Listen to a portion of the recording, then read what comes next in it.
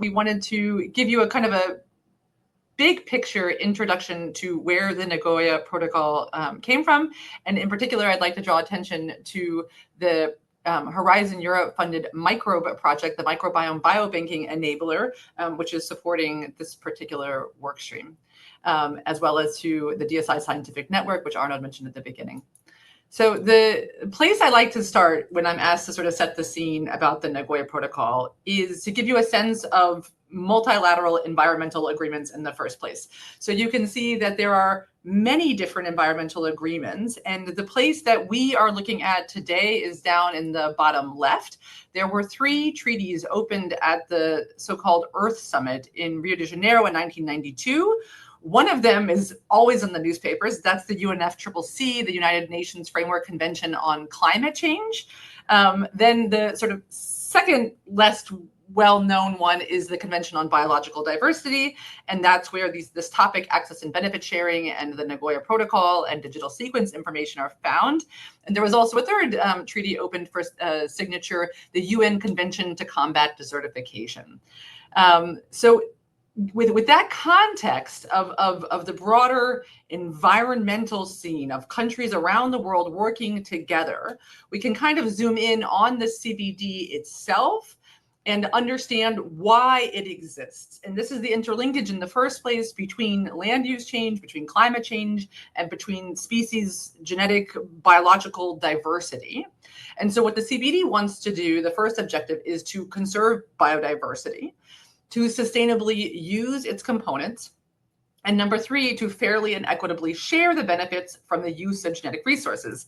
Now, those first 2 for many people are very intuitive. You kind of know what that means. You heard about it maybe even in high school.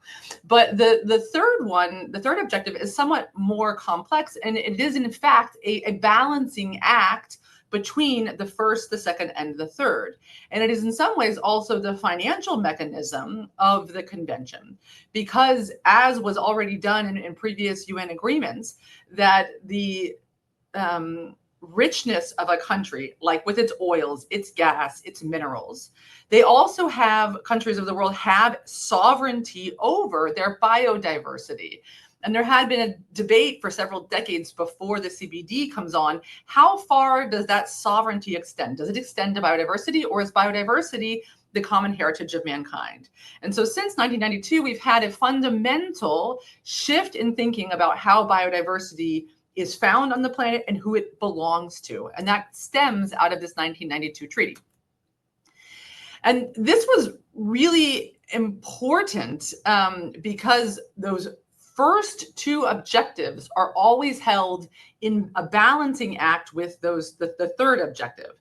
And what many studies taught us in the decade or 2 following the original agreement in 1992 is that the loss of biodiversity, here measured by the Living Planet Index, continued to decline over those decades following the initial agreement in 1992, meaning that the international community, and in particular, where the index you can see here in different UN regions is falling more dramatically, particularly in the global south, more effort was needed from CBD parties to be able to fulfill the first 2 objectives, meaning there had to also be a trade-off with the third objective.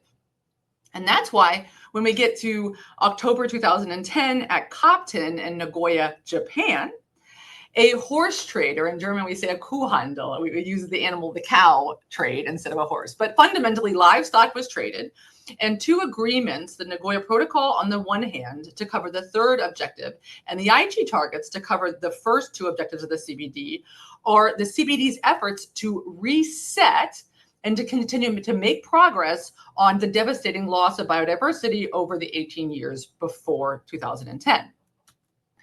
And the Aichi targets are incredibly important because they look at the full range of the causes of the loss of biodiversity and bucket them into individual targets.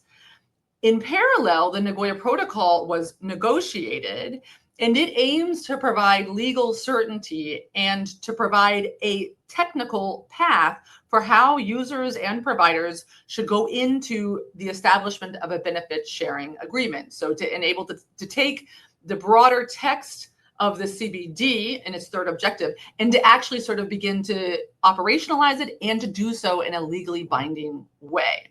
Importantly, the Nagoya Protocol does not care how big your biodiversity is, if it's a plant, an animal, a fungi, or as Gloria just mentioned in the session beforehand, microbes. And in fact, even though humans themselves are exempt or not covered by the CBD, the microbes that are in and on our bodies are in fact part of a country's biodiversity.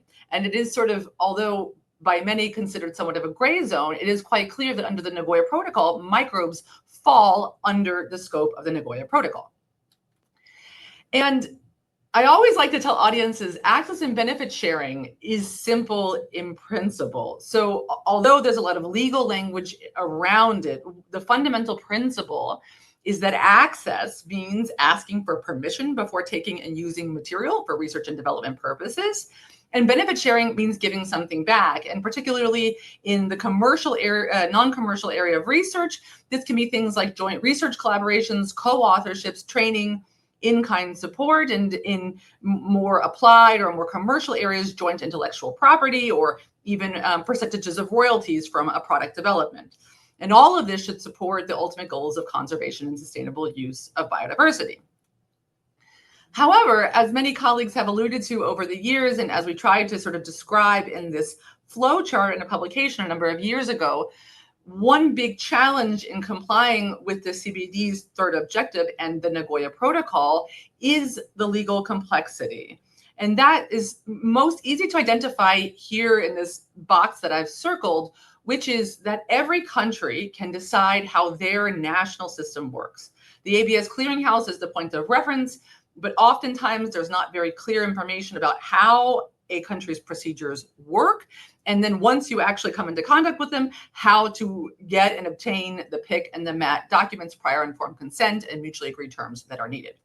But that's actually the topic of the next speakers, the next two speakers that you'll hear from. I just wanted to do a small little advertisement for a project that we lead here at the DSMC, which is the Nagoya Protocol Hub project, that we try to make a friendly reference point for academic researchers so that they can understand how the Nagoya Protocol works. But you are a lucky audience because you don't have to go to the website right now. You can sit here and listen to the next two speakers.